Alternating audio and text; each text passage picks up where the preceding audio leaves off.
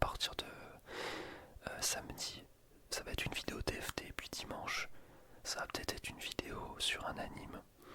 Et après on va reprendre voilà, des vidéos un peu plus normales. Parce que là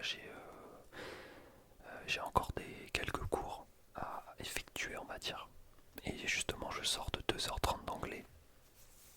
Et pendant le cours, on nous a demandé de créer une espèce de start-up. Et là vous allez peut-être me prendre pour un guignol. Et d'ailleurs j'ai beaucoup fait rire la prof, mais en vrai de vrai, je vais vous dire ce que j'ai dit.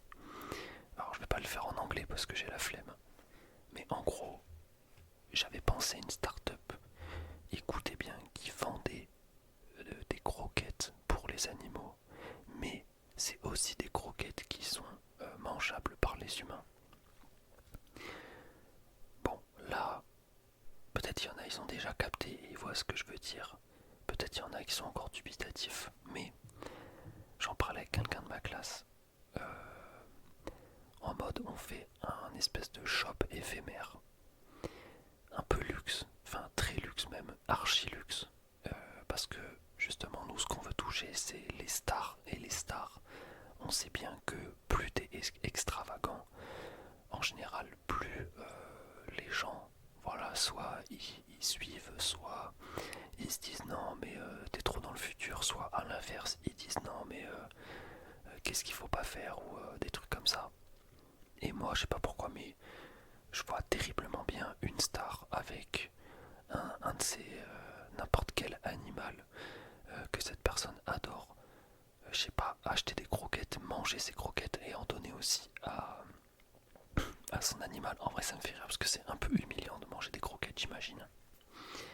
Mais je sais pas si tu fais ça avec un packaging de dingue, une com vraiment dingue, tu te positionnes en tant que marque ultra luxe pour rien que pour les stars on va dire, ou alors pour les gens riches qui veulent un peu se montrer et se démarquer sur les réseaux sociaux.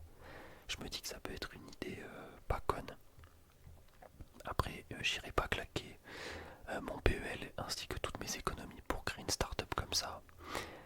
Quoique tu me diras, en vrai, là, je vais vous dire un truc de fou. Je regardais une rediff de Yas encore avant mes examens, donc c'était il y a une semaine environ. Et il regardait quoi le mec? Enfin, il faisait un react sur une vidéo YouTube de gens qui aiment mettre des couches, genre des adultes qui aiment mettre des couches. Genre ils aiment ça. Et justement, il y avait un Américain qui a créé des couches taille adulte parce que évidemment que les couches taille adulte c'est très rare à en trouver parce qu'il y a seulement les personnes incontinentes qui en portent, mais ça c'est pas de leur faute tu vois. Et du coup il avait créé ça mais en mettant des petits motifs pour les enfants parce qu'il savait exactement que les gens comme les adultes qui aiment mettre des couches parce qu'ils sont complètement fous allaient littéralement tous sur enfin ils allaient tous aller sur ce site là en particulier pour acheter leurs couches et faire leur délire bizarre. Et mais le mec il explique que